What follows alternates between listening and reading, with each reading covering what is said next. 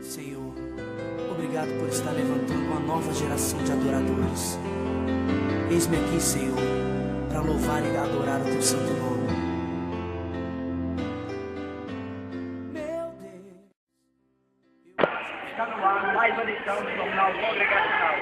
Estamos aqui com o nosso irmão Aleito, que foi o pregador desta noite. Qual é o conselho que você dá para os jovens? Meu conceito é que tem que ter uma vida na presença do Senhor Jesus Cristo, uma vida dedicada à palavra de Deus, uma vida de oração. O jovem que cumpre esses requisitos, ele tem tudo para ser um jovem vencedor. Amém. O que você achou desse curso dessa noite? Fiquei maravilhado pela minha visita aqui na igreja congregacional. Quer dizer que para mim foi uma alegria estar aqui com vocês e dizer que logo estarei de volta. Quer dizer a todos os jovens aqui da igreja que continue esse trabalho empenhado. Muito obrigado.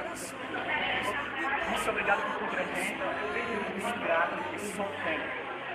Então, aqui encerra mais uma edição do Jornal Congregacional e até a próxima. Minha vida sem você não é nada, por isso eu louvo pra te adorar. Muito obrigado, Senhor.